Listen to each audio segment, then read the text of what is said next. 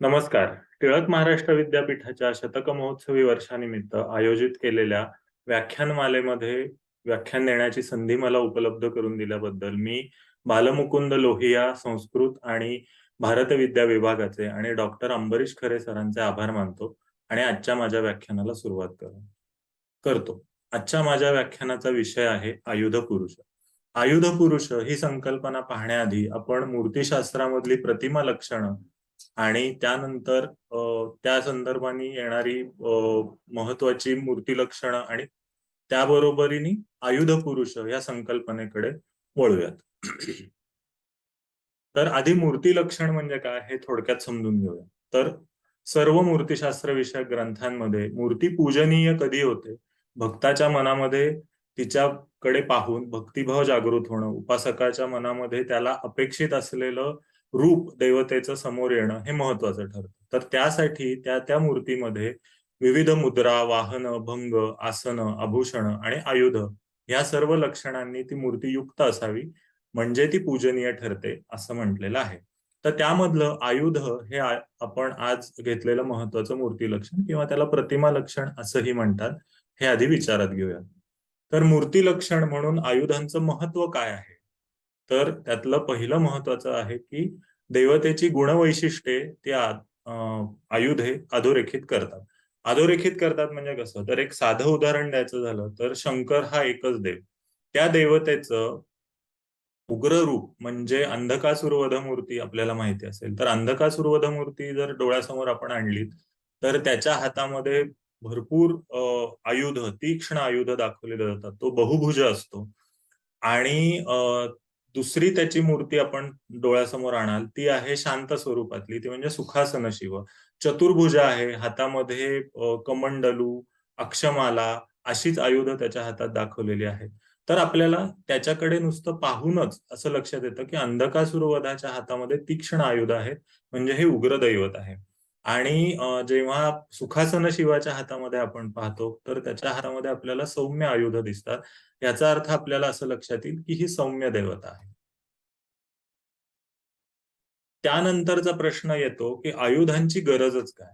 आयुध अगदी सहज साधा विचार केला तर युद्ध करण्यासाठी आणि बल दर्शवण्यासाठी आयुधांचा उपयोग केला जातो हे आपल्याला सहजपणे लक्षात येईल. पण त्याही पुढे जाऊन आपल्याला हे पाहिलं पाहिजे की आयुध ही त्या देवतेच्या गुणवैशिष्ट्यानुसार प्रदान केलेली लांछनं आहेत. म्हणजे वर जो मुद्दा मी सांगितला की जर देवता उग्र असेल तर त्याच्या हातामध्ये भरपूर आयुध, ती देखील तीक्ष्ण शस्त्रास्त्र दाखवलेली आहेत. आणि सौम्य देवता जर असतील तर त्यांच्या हातामध्ये सौम्य स्वरूपाची आयुध किंवा विविध वाद्य दाखवलेली आपल्याला दिसतात. आणि एक विचार असा येतो की आयुधांची गरज ही त्या देवतेच्या विविध शक्तींना आयुध रूप दिलेलं दिसतं. म्हणजे आपण अगदी साधं उदाहरण घ्यायचं झालं तर शिवास आपण संहारकारी देव म्हणतो किंवा विष्णूला आपण पालक देव असं म्हणतो. तर ती त्यांची शक्ती आहे पालनाची. तर ती शक्ती कशी दाखवणार त्या देवतेमधनं? तर त्याच्या हातात दिलेल्या आयुधांद्वारे ती दाखवली जाते. म्हणजे उदाहरण द्यायचं झालं तर शिवाच्या हाती जो त्रिशूळ दाखवलेला आहे, ते सत्व, रज आणि तम या 3 गुणांचं प्रतीक म्हणून तो आयुध दाखवलेला आहे, असं आपल्याला दिसतं. म्हणजे ते केवळ तिथे शस्त्रास्त्र असं न राहता ते त्या 3 गुणांचं प्रतीक म्हणूनही दाखवलेलं आपल्या समोर येईल. आणखीन एक महत्वाचा मुद्दा आयुधांच्या बाबतीत असा आहे, की आपण म्हणतो आयुध म्हणजे शस्त्रास्त्र. ज्यांनी वार केला जातो, ज्यांनी समोरच्या प्रतिस्पर्ध्याला इजा केली जाते, ते आहे आयुध. पण मूर्तिशास्त्रामध्ये नुसत्या शस्त्रास्त्रांनाच नाही, तर वाद्य, प्राणी, पक्षी या सर्व जेव्हा देवतेच्या हातामध्ये किंवा विविध मूर्तींच्या हातांमध्ये दाखवले जातात, तेव्हा त्याला आयुध हीच संकल्पना वापरली. म्हणजे साधे उदाहरण द्यायचं झालं तर कृष्णाच्या हातीची बासरी किंवा सरस्वतीच्या हातीची वीणा किंवा कधी-कधी शिवाच्या हातामध्ये मृग दाखवलेला असतो. तर ही सगळी जरी शस्त्रास्त्र नसली तरी त्यांना देखील आयुध या संकल्पनेखालीच आपण गणतो. तर आता आयुध काय आहेत? आयुधांचं महत्व काय आहे? गरज काय आहे? हे पाहिल्यानंतर आपण आयुधांच्या प्रकाराकडे वळूया. तर आयुधांचा प्रकार आयुधांचे दोन प्रकार आपण मानलेले आहेत ठळक. पहिलं म्हणजे प्रहरण किंवा अमुक्त. प्रहरण किंवा अमुक्त याचा अर्थ जे हातात धरून वापरायचं असतं ते, उदाहरणार्थ खड्ग, ते तुम्हाला हातातून सोडून चालत नाही, ते तुम्ही हातात धरूनच प्रतिस्पर्ध्यावर त्याचा वार करायचा असतो. आणि दुसरं जे आयुध आहे ते मुक्त आहे, म्हणजे त्याच्यामध्ये दोन उपप्रकार आपल्याला दिसतात, ते म्हणजे पाणीमुक्त आणि यंत्रमुक्त. तर पाणीमुक्त म्हणजे हातातून फेकून मारावयाचा आयुध, म्हणजे जसं की सुदर्शन चक्र. ते तुम्हाला हातातनं सोडावं लागतं आणि ते प्रतिस्पर्ध्यावर जाऊन नेम धरून ते फेकावं लागतं. आणि दुसरं आहे यंत्रमुक्त, म्हणजे यंत्राद्वारे चालवायचं हत्यार, जसं की धनुष्यबाण. ह्याच्यामध्ये धनुष्य हे यंत्र आहे आणि बाण हे खरंच तर आयुध आहे. तर ह्या यंत्राद्वारे चालवायचं म्हणून धनुष्यबाण हे यंत्रमुक्त आयुध आपल्याला म्हणलेलं दिसतं. तर हे झाले आयुधांचे ठळक प्रकार. आणखीनही एका स्वरूपाने आयुधांचे उपप्रकार आपल्याला केलेले दिसतात. ते म्हणजे गुणांप्रमाणे आयुध. म्हणजे आपण मगाचा जो मुद्दा पाहिला, की देवता कशी आहे? उग्र दैवत आहे, का सौम्य दैवत आहे, का राजस दैवत आहे? त्याप्रमाणे त्याच्या हातात ती आयुध दिलेली आपल्याला दिसतात. तर त्यामुळे त्या आयुधांचे सुद्धा त्या गुणांप्रमाणे प्रकार पाडलेले आपल्याला दिसतील. एक म्हणजे सात्विक आयुध, जसं की इथे दिलंय ते कुंभ, अक्षमाला म्हणजे जपमाळ, पद्म, पुस्तक इत्यादी. आणि राजसिक आयुध म्हणजे सर्व वाद्य, जसं की मगाशी म्हणलं तसं कृष्णाच्या हातीची बासरी, सरस्वतीच्या हातीची वीणा, ही सर्व राजसिक आयुध म्हणवली जातात. त्यानंतरचा मुद्दा येतो तो म्हणजे तामसिक आयुधांचा. तर तामसिक आयुध म्हणजे कोणती? तर सर्व विनाशकारी शस्त्र आणि नटराज मूर्तीच्या हाती जो अग्नी दाखवला जातो तो तामसिक आयुधांमध्ये येतो. तर ह्या दोन आत्ताच्या ज्या काही आपण मुद्दे पाहिले, त्याच्यावर आपल्याला असं लक्षात येतं की आयुध ही संकल्पना काय आहे, आयुधांचं वर्गीकरण कसं केलं जातं. तर हे पाहिल्यानंतर आपण आजच्या महत्वाच्या किंवा मूळ मुद्द्याकडे वळूया, तो म्हणजे आयुध पुरुष. तर आयुध पुरुष काय आहे, हा आपण पहिला साधं त्याची संज्ञा काय दिलेली आहे ह्याकडे आपलं लक्ष वेधूया. आयुध पुरुष म्हणजे जेव्हा एखादं आयुध एका मानवी रूपामध्ये आपल्या समोर मूर्तीद्वारे मांडलं जातं, तर त्याला सरळ सरळ आयुध पुरुष असं म्हटलेलं आपल्याला दिसतं.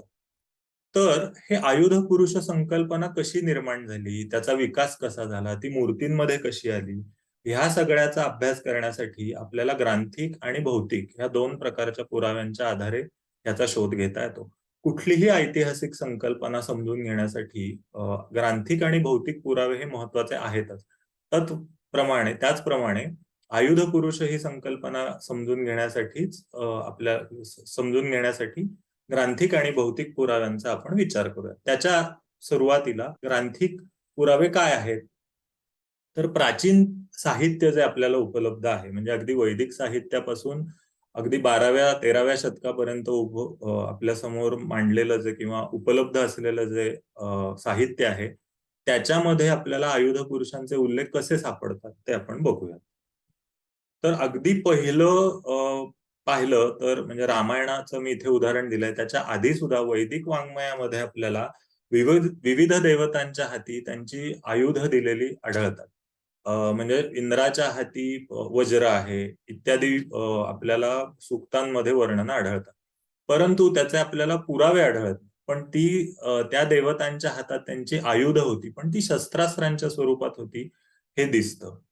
ती मानव रूपात आयुध पुरुष म्हणून तिथे आपल्याला आढळत नाही. तर अगदी पहिला आयुध पुरुषांचा उल्लेख कुठे येतो? तर रामायणामध्ये विश्वामित्र ऋषींनी जेव्हा रामाला आयुध दिली, तर ती आयुध त्याच्या रामापुढे अंजली मुद्रेत उभी राहिली, असा पहिला उल्लेख आपल्याला येतो. आता अंजली मुद्रा धारण केली आहे म्हणजे ही मानव रूपामध्ये आयुध कल्पिलेली आहेत, असं आपल्याला दिसतं. त्यानंतरचा उल्लेख येतो आर्ष महाकाव्यातलं दुसरं महत्वाचं काव्य, ते म्हणजे महाभारत. तर महाभारताचं जे उद्योग पर्व आहे, त्याच्यामध्ये विश्वरूप विष्णू चा जेव्हा कृष्णाने रूप धारण केलं, तेव्हा त्याच्या पुढे त्याची सर्व आयुध उभी राहिलेली आहेत आणि ती युद्धासाठी सज्ज आहेत, असं वर्णन केलेलं आपल्याला दिसतं. त्यानंतर आगमग्रंथ हा एक महत्वाचा साहित्याचा प्रकार आहे, जो आपल्याला मूर्तिशास्त्राविषयी खूप सारी माहिती देतो. मुख्यत्वे त्या देवतेची आगमग्रंथ हे त्या देवतेची उपासना कशी करावी, त्याची उपासना पद्धती काय आहे, त्यामध्ये पूजन कसं करावं, त्याच्या मूर्ती कशा असाव्यात, त्याच्या आजूबाजूच्या परिवार देवतांच्या मूर्ती कशा, ह्याच्याबद्दल अत्यंत सांगोपांग माहिती त्या आगमग्रंथांमध्ये मिळते. तर महत्वाची आगम साहजिकपणे शैवपंथ आणि वैष्णव पंथाची जी आहेत ती शैवागम आणि पांचरात्रगम ह्यांच्यामध्ये आपल्याला आयुधांच्या मानवी रूपाचं वर्णन केलेलं आढळतं. त्याच्यामध्ये आपल्याला अगदी शाक्त पंथाची सुद्धा जी आगम ग्रंथ आहेत त्याच्यामध्ये सुद्धा आयुधांना मानवी रूप देऊन त्यांचं वर्णन केलेलं आढळतं. हे पाहिल्यानंतर आपण येऊयात मुद्दा महत्वाचा, तो म्हणजे पुराण. पुराण ही सुद्धा अत्यंत महत्वाचं साहित्य आपल्याला माहिती आहे. त्याच्यामधलं विष्णू धर्मोत्तर पुराण हे एक अजब मिश्रण आहे असं म्हणायला पाहिजे. कारण पुराणांची जी गरजेची वैशिष्ट्ये आहेत, त्याच्यामधल्या कथा आहेत, ह्या सगळ्या लक्षात घेता त्याच्यामध्ये कथा आणि मूर्तिशास्त्र, स्थापत्यशास्त्र ह्याचं वर्णन, ह्याचं एक अजब मिश्रण विष्णू धर्मोत्तर पुराणामध्ये आढळतं.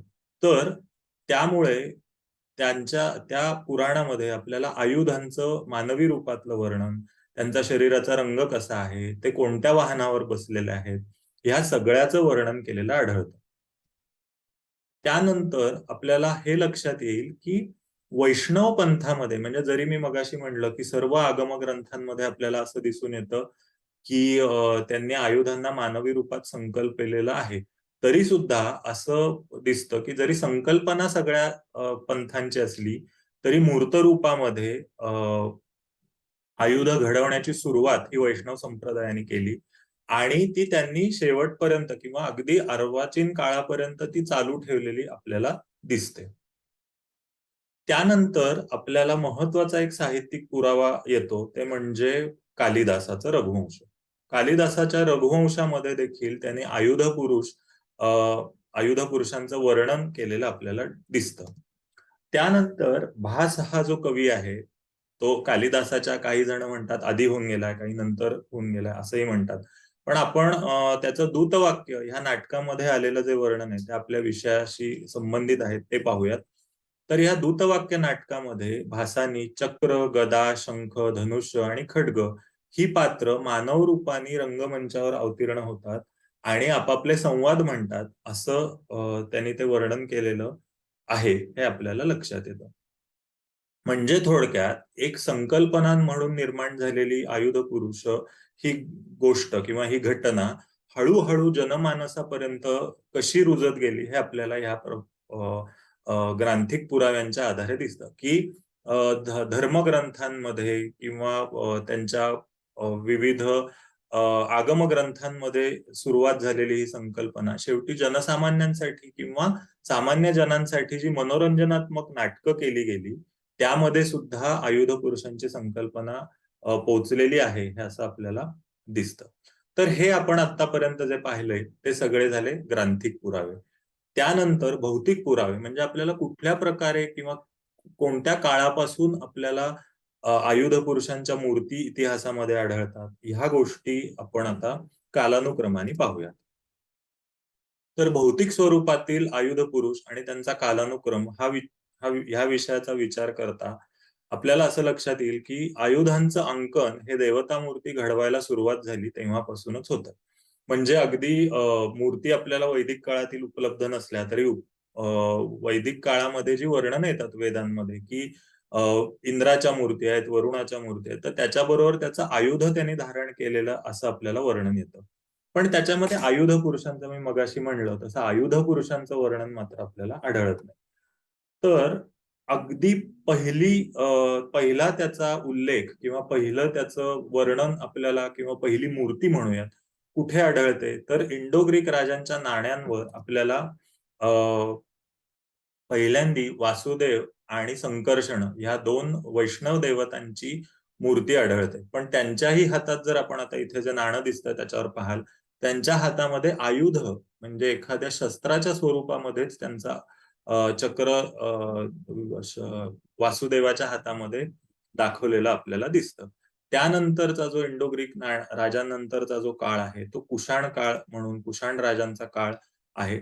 आणि त्या काळामध्ये सुद्धा आपल्याला असं लक्षात येतं, की त्यांनी त्यांच्या शिल्पाकृती घडवायला सुरुवात केली होती. म्हणजे नाण्यांवर देवता न राहता त्यांच्या शिल्पाकृती देवतांच्या घडवायला लागल्या होत्या आणि त्याच्यामध्ये सुद्धा आयुध ही शस्त्रास्त्र ह्या स्वरूपातच दाखवली गेली होती, असं आपल्याला दिसतं. आणि कुशाण काळ हा अ, पाषाण मूर्तींचा सुवर्णकाळ किंवा सुरुवातीच्या भरभराटीचा काळ असा मानला पाहिजे. कारण त्या काळामध्ये सर्व पंथांच्या म्हणजे बौद्ध पंथ आणि वैष्णव पंथ ह्या सर्वांच्या मोठ्या प्रमाणावर अ, अ, पाषाण मूर्ती घडवायला सुरुवात झाली होती, असं आपल्याला दिसेल.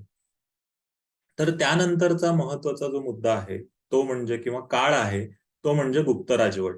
म्हणजे जी कुशाणांनंतर गुप्त राजवट आली, त्यांच्या सुद्धा प्रारंभीच्या काळी आपल्याला असं दिसतं, की त्यांच्या सुद्धा देवतेच्या हातामध्ये जी आयुधं आहेत, ती शस्त्रास्त्र ह्या रूपातच कायम राहिलेली दिसतात. आता आपण इथे जे पाहत आहात, हेही विष्णूचंच रूप आहे. त्या विष्णूच्या शेजारी मोठ्या आकारामधली गदा आणि चक्र आपल्याला त्याच्या दोन्ही बाजूंना अ, कोरलेलं दिसतंय. त्यानंतर उत्तर गुप्त काळ म्हणजे गुप्त राजांची उत्तर काळातली जी राजवट होती, त्यामध्ये आपल्याला असं दिसतंय, आता इथे जे आपण चित्र पाहतात, त्यामध्ये आपल्याला दिसतंय, की तीच मूर्ती, त्याच प्रकारे मूर्ती घडवली जात होती. फक्त आता आयुधांच्या जागी आपल्याला आयुध स्त्री आणि आयुध पुरुष दुर्दैवाने हे शिल्प खंडित आहेत. पण ह्या जागी आपल्याला असं दिसतंय 2 मानवाकृती आहेत आणि त्याच त्या गदेच्या आणि चक्राच्या आयुध पुरुषांच्या आकृती आहेत, असं आपल्याला लक्षात येतं. तर हा कालानुक्रम पुढे नेताना आपल्याला असं लक्षात येईल, की 6व्या-7व्या किंवा 5व्या-6व्या शतकापासून काश्मीर शैलीतील जे वैकुंठ मूर्ती घडवल्या गेल्या, त्यामध्ये सुद्धा आपल्याला चक्रपुरुष आणि गदादेवी या स्वरूपामध्ये अ, अ, आपल्याला आयुध पुरुष घडवलेले मूर्तींमधच्या पुराव्यांमध्ये दिसतात.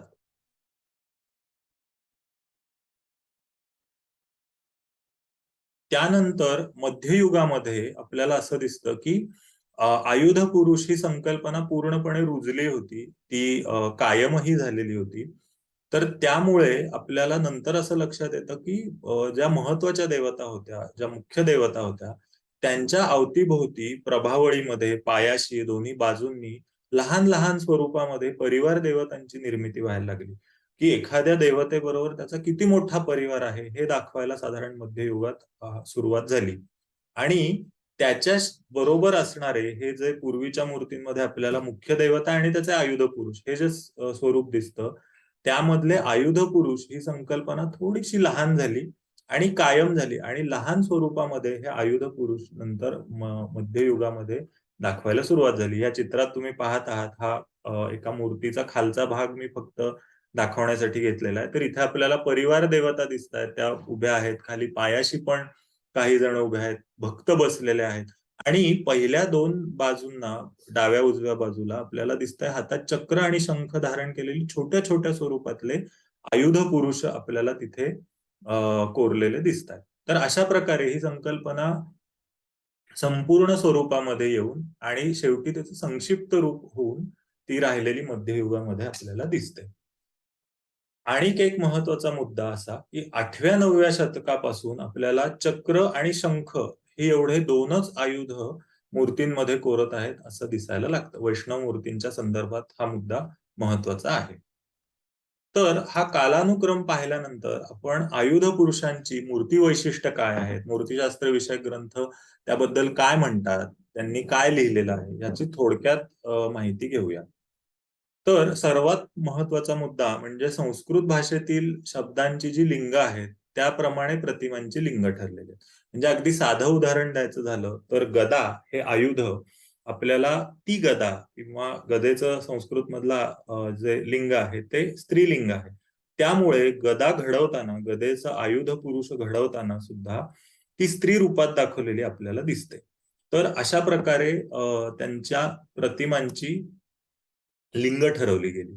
त्यानंतर आयुध पुरुष हे कायम अष्टतालात घडवलेले आपल्याला दिसतात. तर हे तालमान हे आणखीन एक महत्त्वाचं मूर्ती लक्षण आहे, की ती प्रमाणबद्ध मूर्ती असली पाहिजे. तर त्या प्रमाणामध्ये ती घडवली गेली, तर त्याकडे पाहताना भक्ताच्या मनात तो भाव जागृत होतो. म्हणून हे तालमान महत्वाचं आहे. सर्व मूर्तींसाठी तालमान गरजेचं असतं. तसंच आयुध पुरुषांच्या बाबतीतही हा नियम घालून दिलेला आहे की अष्टताल म्हणजे 8 तालामध्ये आयुध पुरुषांची मूर्ती घडवलेली असलीच पाहिजे. त्यानंतरची दृश्य आपल्याला दिसणारी मूर्ती वैशिष्ट्य कुठली तर आयुध पुरुषाला कायम एक मस्तक दाखवलेलं असतं. त्यावर करंड मुकुट असतो. तो सर्व आभरणांनी विविध अलंकारांनी भूषित दाखवलेला असतो. त्याला कायम 2च हात दाखवलेले असतात आणि त्यांनी 2 हातांची अंजली मुद्रा म्हणजे ओंजळ केलेली असते असं आपल्याला दिसतं. आपण इथे ही मूर्ती पाहत आहात. हे मूर्तीशास्त्र किंवा मूर्ती वैशिष्ट्यानुरूप घडवलेली ही मूर्ती चक्रपुरुषाची आपल्याला दिसते. मध्ययुगीन काळामध्ये आपल्याला असं दिसतं की ह्या अंजली मुद्रा ज्या त्यांनी धारण केलेल्या होत्या त्यामध्ये त्या आयुध पुरुषाच्या हातामध्ये ते आयुध दाखवलेलं दिसतंय. जसं इथे आपल्याला हे चक्रपुरुषाचं मी उदाहरण दिलं तिथेही आपल्याला ते दिसतंय. क्वचित गुप्त काळामध्ये साधारणपणे म्हणजे अगदी मध्ययुगाच्या आधी जर आपण पाहायला गेलो तर त्या आयुध पुरुषाचं जे आयुध आहे ते त्याच्या मस्तकावर कोरलेलं किंवा त्याच्या मुकुटाचा आकार त्या आयुधा स्वरूपात घडवलेला आपल्याला दिसतो. हे पाहिल्यानंतर आपण मूर्ती वैशिष्ट्यांमध्ये जर आणखीन सखोल विचार जर त्यांचा केला तर मी मगाशी तुम्हाला आगम ग्रंथांचं उदाहरण दिलं होतं. तर ही आगम ग्रंथांमध्ये सर्व आयुधांना मानवी रूपात कल्पिलेलं आहे. म्हणजे वैष्णवांची सर्व आयुध म्हणजे विष्णूची सर्व आयुध म्हणायला पाहिजे. शंकराची सर्व आयुध, देवीची सर्व आयुध ह्या सर्वांचं मानवी रूपातली संकल्पना, त्यांचे शरीराचे रंग कुठले आहेत, वाहनं कुठले हे आपण मगाशी बोललो. त्याप्रमाणे हे जरी कल्पिलेलं असलं तेव्हा पण जेव्हा आपण भौतिक स्वरूपातील मूर्ती पाहतो, उपलब्ध पाषाणातल्या, धातूतल्या मूर्ती पाहतो, तर आपल्याला असं लक्षात येईल की काही विशिष्ट आयुध पुरुषांनाच किंवा विशिष्ट आयुधांनाच आयुध पुरुष म्हणून घडवलेलं आहे, असं आपल्याला लक्षात येतं. आणि हे आयुध पुरुष सुट्टे आपल्याला कधी आढळत नाही. त्या देवतेच्या म्हणजे विष्णू झाला, शंकर झाला, या देवतेंच्या मुख्य देवतेबरोबर ज्या धातुमूर्ती असतील त्या देवतेच्या किंवा त्यांची शिल्प असतील म्हणजे पाषाणं असतील किंवा चित्र असतील त्या मुख्य देवतेबरोबरच आयुध पुरुष घडवलेले आहेत असं आपल्याला दिसतं. सुटे आयुध पुरुष घडवलेले किंवा चितारलेले आपल्याला दिसत नाहीत. त्याचबरोबर आयुध पुरुषांच्या स्वतंत्र मूर्ती आढळतात का हा प्रश्न आपल्याला जर विचारला तर असं लक्षात येईल साधारणपणे दक्षिण भारतामध्ये आयुध पुरुषांच्या स्वतंत्र मूर्ती उत्तर काळामध्ये म्हणजे साधारण मध्ययुगाच्या काळामध्ये घडवायला सुरुवात झाली होती असं आपल्याला दिसतं. त्यात सुद्धा स्वतंत्र म्हणून जी आयुध आहेत त्यांच्या सुद्धा सर्वच आयुधांच्या मूर्ती घडवलेल्या आपल्याला दिसत नाही. त्याच्यामध्येही काही ठराविक आयुधांनाच आयुध पुरुषांचं रूप दिलेलं आढळतं.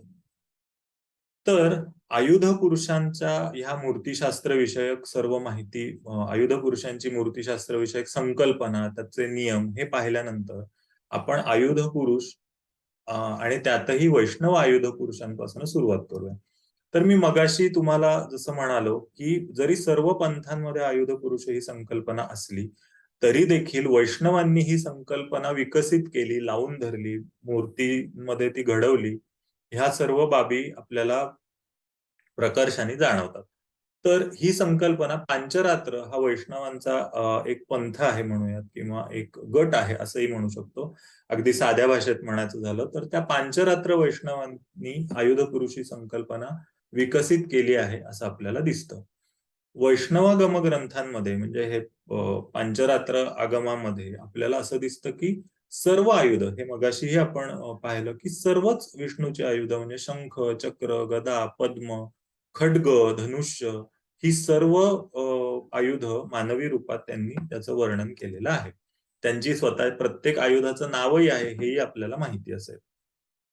विष्णूची जी पुराणं आहेत, विष्णूची वर्णन करणारी किंवा विष्णूची महती सांगणारी जी पुराणं आहेत, त्याच्यामधल्या कथांमध्ये सुद्धा विष्णूच्या आयुधांच्या मानवी रूपाची वर्णनं आलेली आहेत, असं आपल्याला साधारणपणे दिसतं.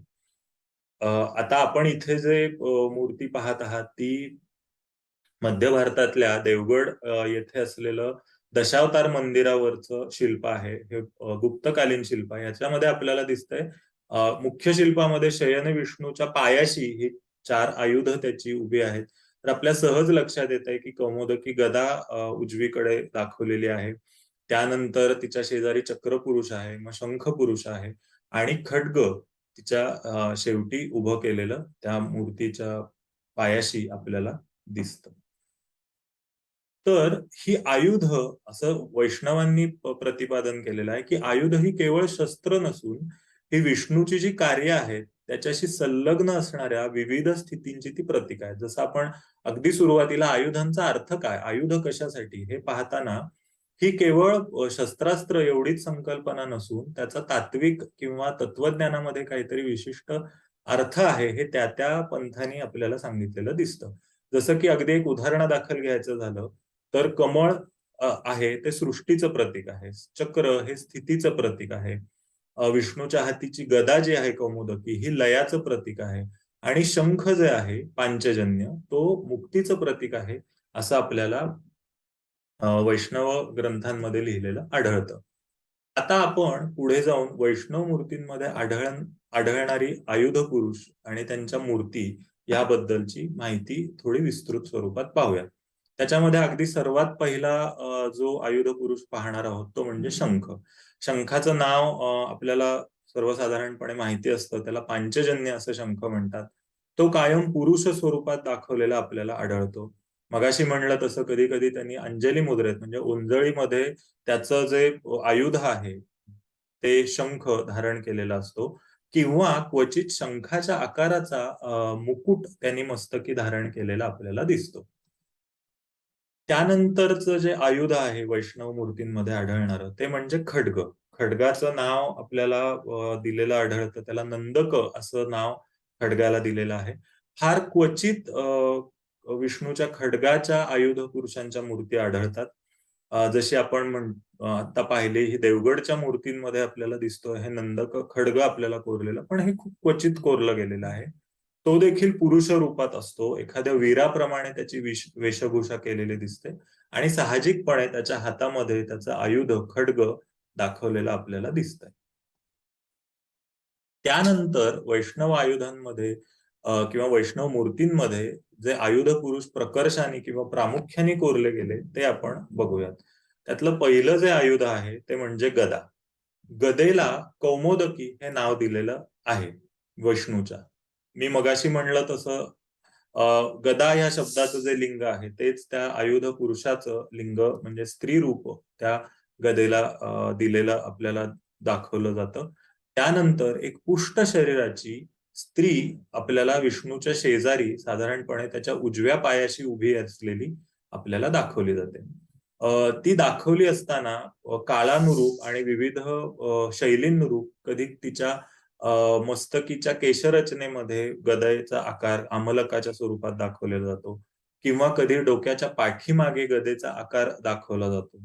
असं आपल्याला वैशिष्ट्य किंवा वैविध्य त्याच्यामध्ये कौमोदकीच्या मूर्ती अंकनामध्ये दिसतं. कौमोदकीच्या हातात मात्र आपण इथे पाहत आहात जी मूर्ती आहे, तिच्या हातामध्ये आपल्याला चौरी आढळते. ती चौरी विष्णूवर ढाळत आहे, असं त्याच्या मागची संकल्पना आहे. काश्मीर शैलीमधल्या ज्या कौमोदकी कोरलेल्या आहेत, काश्मीर शैलीतल्या ज्या विष्णू मूर्ती आहेत, त्यामध्ये ते पाहता आपल्याला असं लक्षात येतं, की त्या मूर्ती समोर उपासकाकडे न पाहता अ, उपास्य जे आहे, म्हणजे तो जो शेजारी विष्णू उभा आहे, त्याच्याकडे त्या पाहत आहेत, अशा त्या मूर्ती कोरलेल्या आपल्याला दिसतात. हे एक त्यांचं वैशिष्ट्य म्हणलं पाहिजे. ह्या त्या दोन्हीही एक धातू रूपातली आणि एक पाषाण रूपातल्या कौमोदकीच्या मूर्ती मी इथे चित्रांमध्ये दाखवत आहे आणि त्याही आपण बघाल तर त्या दोन्हीही मूर्ती हातामध्ये चौरी धारण केलेल्या आणि विष्णूकडे पाहत असलेल्या आहेत. त्यानंतर एक महत्वाचा बदल वैष्णव आयुध पुरुषांमध्ये घडून येतो. तो असा की इसवी सनाच्या साधारण 8व्या-9व्या किंवा 7व्या-8व्या शतकापासून आयुध पुरुष म्हणून कौमोदकी दिसणं बंद होतं. जेव्हा परिवार देवतांची निर्मिती होत झाली असं मी म्हणलं, परिवार देवता दाखवायची सुरुवात झाली मूर्तींमध्ये. निर्मिती म्हणजे मूर्तींमध्ये दाखवण्याची जेव्हा सुरुवात झाली, तर तेव्हापासून फक्त शंख आणि चक्र हे 2च आयुध पुरुष दाखवले गेले. कौमोदकी दाखवणं बंद झालेलं आपल्याला दिसतं. आता त्यानंतरचं पुढचं आयुध आपण पाहणार आहोत, ते म्हणजे सुदर्शन चक्र. सुदर्शन चक्राबद्दल असं म्हटलं जातं, ग्रंथांमधून असं वर्णन आढळतं, की विष्णूचं किंवा कृष्णाचं हे मुख्य आयुध आहे. त्याची कितीही आयुधं असली, तरी त्याचं मुख्य आयुध हे सुदर्शन आहे.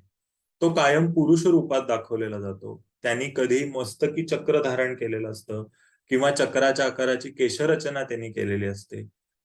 किंवा मस्तकामागे मोठं चक्र कोरलेलं आपल्याला काश्मीर शैलीमध्ये प्रकर्षाने दिसतं किंवा गुप्तांच्या काळामध्येही आपल्याला दिसतं. आणि नंतर म्हणलं तसं अंजली मुद्रेमध्ये चक्र धारण केलेल्या सुद्धा अ, चक्र पुरुषाच्या किंवा सुदर्शनाच्या मूर्ती आपल्याला आढळतात. मगाशी भासाचा जो मी उल्लेख केला, भासाने नाटकामध्ये सर्व आयुधांना मानवी रूप दिलेलं आहे आणि त्यांनी रंगमंचावर अवतीर्ण होऊन काही संवाद म्हटलेले आहेत. हे जे मी मगाशी उल्लेख केला, त्याच्यामध्ये सर्वात पहिल्यांदी सुदर्शनाला पाचारण केलेलं आहे, असं आपल्याला दिसतं. विष्णू किंवा कृष्ण सुदर्शनाला पहिल्यांदी पाचारण करतो आणि त्यानंतर सुदर्शन चक्र म्हणजे तो जो आयुध पुरुष आहे, तो इतर आयुधांना रंगमंचावर यायला सांगतो आणि जेव्हा त्या कशासाठी कृष्णाने आपल्याला बोलावलं आहे, असं जेव्हा सुदर्शन विचारतो, तेव्हा कृष्ण सांगतात त्याचा उद्देश जो काय आहे. तर तेव्हा सुदर्शनाच्या मुखी एखाद्या सल्लागाराप्रमाणे किंवा एखाद्या मित्राप्रमाणे तो कृष्णाशी संवाद करतो, त्याला सल्ला देतो. असं वर्णन केलेलं आपल्याला आढळतं. त्या अर्थी आपण असं म्हणू शकतो, की वैष्णवांच्या दृष्टीने, वैष्णव पंथाच्या दृष्टीने सुद्धा चक्र हे आयुध विष्णूला सर्वात जवळचं आहे किंवा हे सर्वात महत्वाचं आहे, असं आपण मानू शकतो. पुढे आपल्याला असं दिसतं, की गुप्त कालामध्ये किंवा काश्मीर शैलीतील जे सुदर्शन किंवा चक्रपुरुष घडवले गेले होते, ते एखाद्या ठेंगू, स्थूल एखाद्या गणाप्रमाणे घडवलेले आपल्याला घडवले जात होते, असं आपल्याला दिसतं. अ, आणि मगाशी मी म्हटलं, जशी कौमोदकी ह्याच्या विष्णूकडे पाहत असते शेजारी उभं राहून, त्याप्रमाणेच तिच्या शेजारी असलेला विष्णूच्या डाव्या पायाशी उभा असलेला सुदर्शन आयुध पुरुष देखील विष्णूकडे पाहत असतो, असं आपल्याला मूर्तींमध्ये दर्शवलेलं आढळतं. आणि नंतरच्या काळामध्ये, मध्ययुगामध्ये ह्याच मूर्तींमधला ठेंगू चक्रपुरुष जाऊन आपल्याला सर्वांग सुंदर असा द्विहस्त आणि हाती चक्र धारण केलेल्या देखण्या पुरुष रूपात सुदर्शनाचं अंकन केलेलं सर्वत्र आढळतं. त्यानंतर एक महत्वाचं जे विचार आहे चक्राबद्दलचा, तो दक्षिण भारतामध्ये केलेला आपल्याला आढळतो. म्हणजे मध्यकालाच्या साधारण दरम्यान आपल्याला असं दिसतं, की दक्षिण भारतामध्ये स्वतंत्र देवता म्हणून चक्राची पूजा करायला सुरुवात झाली होती. आता आपण इथे या चित्रामध्ये पाहत आहोत, तर इथे चक्रपुरुषाची वेगळी मूर्ती घडवलेली आपल्याला दिसते.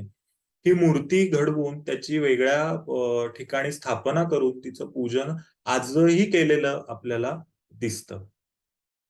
तर ह्या सर्व धातुमूर्ती आपल्याला वैष्णव मंदिरांमधून स्थापन केलेल्या आढळतात आणि त्यांचं महत्वाचं वैशिष्ट्य म्हणजे त्या काही विशिष्ट उपचारांदरम्यान किंवा प्रसंगादरम्यान त्यांचं पूजन केलेलं आपल्याला दिसतं.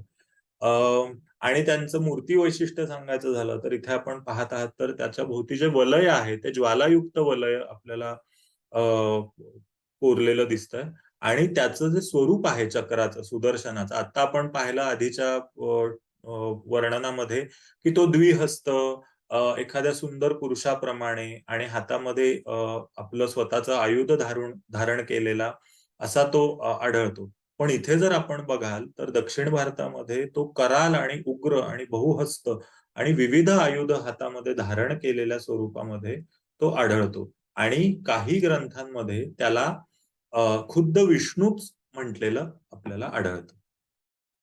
आता आतापर्यंत आपण विष्णू, त्याची विविध आयुध आणि त्यांचं आयुध पुरुष म्हणून केलेलं वर्णन सविस्तर पाहिलं. तर इतर पंथ त्याबद्दल काय म्हणतात? शैव, शाक्त ह्या पंथांमध्ये त्याचं काय वर्णन आहे त्याबद्दल थोडी माहिती पाहूयात.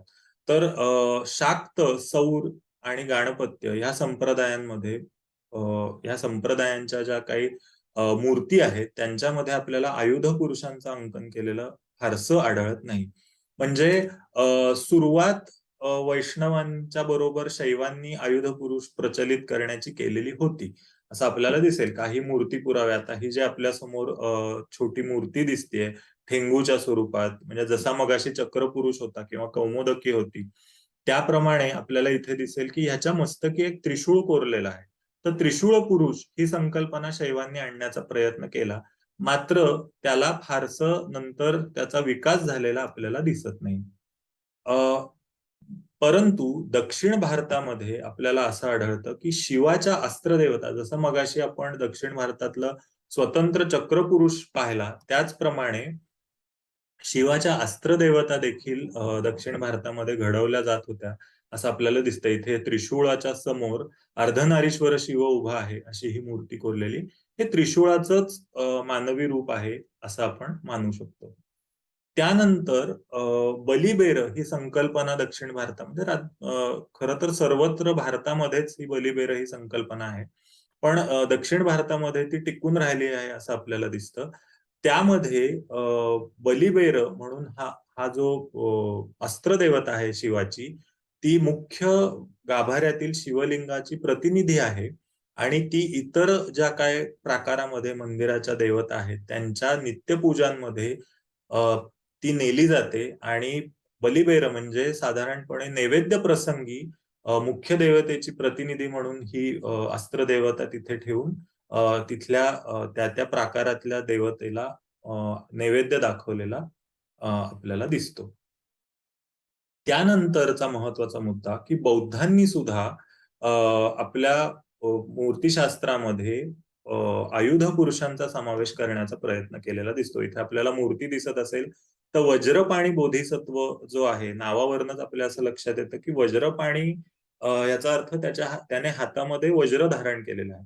तर त्याच्या शेजारी जो आपल्याला ठेंगू दिसतोय त्याच्या डाव्या हाताशी उभा असलेला, तो वज्राचं आयुध पुरुषाचं रूप आहे असं आपल्याला बौद्ध ग्रंथांमध्ये वर्णन केलेलं आढळतं.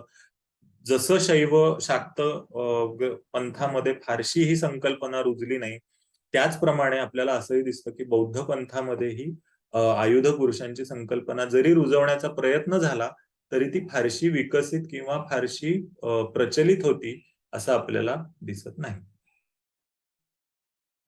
आता आपल्या आजच्या व्याख्यानाच्या शेवटच्या भागाकडे येताना मी काही निरीक्षणं ह्या सगळ्या अभ्यासामध्ये केलेली आणि माझी काही जी अनुमानं आहेत ती आपल्यासमोर ठेवण्याचा प्रयत्न करतो. तर शस्त्र म्हणून दाखवली जाणारी आयुध म्हणजे हातातली हत्यारं म्हणून दाखवली जाणारी आयुध ही अचानक एकेकाळी मानवी रूपात का दाखवली जाऊ लागली, हे एक कोडच आहे. आणि हे कोडं उलगडण्याचा प्रयत्न अनेक मोठ्या-मोठ्या अभ्यासकांनी केलेला आहे. पण ठोस असे पुरावे आढळत नाहीत. म्हणजे असं एक मत आहे, की शस्त्र जे देवतेच्या हातात आहे, ती त्याची शक्ती आहे. त्या शस्त्राद्वारे तो आपल्या शक्तीचा वापर करतो. ते आपली शक्ती तो प्रदर्शित करतो असं म्हटलेलं आहे. त्या अर्थी ते जे अस्त्र आहे ते तितकंच बलशाली आहे. मग जशी आपण मुख्य देवतेची पूजा करतो, तशीच त्याच्या शस्त्राची केली तर ती शक्ती आपल्याला मिळेल म्हणून आपण त्याची मूर्ती तयार करावी आणि त्याचं पूजन करावं, अशी एक त्यामागे असा एक विचार असू शकतो, असं आपल्या लक्षात येईल. परंतु हे जरी असलं तरी मग स्वतंत्र मूर्ती का घडवल्या गेल्या नाहीत? हाही एक प्रश्न आपल्यासमोर उपस्थित होतो. आणखीन एक महत्वाचं निरीक्षण असं आहे, की कौमोदकीच्या जागी पुढच्या काळामध्ये शंखपुरुषाचा समावेश वैष्णव मूर्तींमध्ये का व्हायला लागला? हाही प्रश्न तसाच अनुत्तरित आहे, की गुप्त काळापासून जी संकल्पना आपल्याला दिसते, की गदा देवी किंवा कौमोदकी स्त्री स्वरूपात जी दाखवली जात होती ती अचानक बंद होते आणि चक्र आणि शंख हे दोनच आयुध विष्णू मूर्तींमध्ये पुरुष रूपात किंवा मानव रूपात कोरलेले आपल्याला दिसतात. तर ह्याचं कारण काय असावं? हाही एक प्रश्न आहे, जो आपल्याला अजूनही अनुत्तरित आहे असं म्हणायला लागेल. अ, मगाशी जसं मी म्हटलं सुरुवातीला, की जरी आयुध पुरुष हे दुय्यम असले, तरी ते त्या देवतेला त्याच्या कार्यामध्ये सहाय्य करत असल्याने ते तितकेच प्रभावी आहेत. आणि ते देवतेशी जवळचे असल्यामुळे ते आपल्याला अ, देवते इतकी जरी नसली, तरी देवतेच्या खालोखाल मदत करू शकतात. आपल्या शक्तीमध्ये वर्धन करू शकतात. अ, असा विचार आपल्याला तत्कालीन लोकांनी केलेला दिसतो आणि आयुध पुरुष घडवले असावेत असं दिसतं. आणखीन एक असा विचार आहे, मगाशी मी आपल्याला वैष्णव तत्वज्ञानाचा एक मुद्दा सांगितला, की विविध तत्वज्ञानातले जे गुणधर्म आहेत, अ, त्याच्याप्रमाणे ते आयुध संकल्पिलेलं आहे. तर तो गुण मिळवण्यासाठी म्हणजे अगदी साधं उदाहरण द्यायचं झालं, की मुक्तीचं प्रतीक हे शंखाला म्हणलंय. त्याच्यामुळे मुक्ती मिळवण्यासाठी शंख पुरुषाचं मूर्ती म्हणजे मानव रूपात संकल्पना करून ती मूर्ती घडवून त्याचं पूजन करावं असा विचार आणि त्याद्वारे आपण मुक्ती मिळवावी असा पुढचा विचार करून ह्या आयुध पुरुषांची निर्मिती झाली असावी का? हाही एक विचारात घेण्याजोगा मुद्दा आहे. नंतरच्या काळात आपल्याला असं दिसतं, की मूर्तींमध्ये गुप्त काळामध्ये किंवा काश्मीर शैलीमध्ये ज्या मोठ्या प्रमाणावर किंवा ज्या वैविध्याने अ, आयुध पुरुषांच्या मूर्ती घडवल्या जात होत्या, त्या मानाने नंतरच्या काळामध्ये जसं मी मगाशी म्हटलं, की परिवार देवता जेव्हा निर्माण झाल्या, की अमुक एक देवता किंवा त्या पंथाची देवता ही बलशाली, शक्तिशाली कशी आहे? तर ती बहुभुजा आहे. तिच्या हातात विविध शस्त्रास्त्र आहेत. आणि तिच्या आजूबाजूला तिचे विष्णूच्या बाबतीत तिचे अवतार आहेत. अ, ब्रह्मा आहे, शिव आहे, पायाशी त्याचे सेवक-सेविका आहेत, त्याचे द्वारपाल आहेत आणि त्याबरोबर त्याचे आयुध पुरुष आहेत. तर या सगळ्यांमधले एक म्हणून शेवटी मध्ययुगामध्ये आपल्याला आयुध पुरुषांची संकल्पना स्थिर झालेली दिसते. अ, आणि थोडक्यात त्यांना क्षुद्र किंवा गौण देवता म्हणून त्यांचं पूजन चालू राहिलेलं आपल्याला दिसतं. तर अशा प्रकारे आयुध पुरुष, त्यांचा विकास, त्यांचं मूर्तिशास्त्रातलं स्थान, त्यांच्या विविध मूर्ती, त्यांचा कालक्रम कसा होता आणि वैष्णवांनी ही संकल्पना विकसित केली आणि अगदी आत्तापर्यंत ती मध्ययुगापर्यंत ती लावून धरलेली विविध शैलींमध्ये त्या आयुधांच्या लहान स्वरूपात का असेना मूर्ती घडवल्या गेल्या. त्याच्यामध्येही वैविध्य आपल्याला दिसतं. त्यामध्येही कलेचे विविध आविष्कार घडवलेले आपल्याला दिसतात. अ, ह्याप्रमाणे आयुध पुरुष हे व्याख्यान इथे मी संपवतो आहे. धन्यवाद.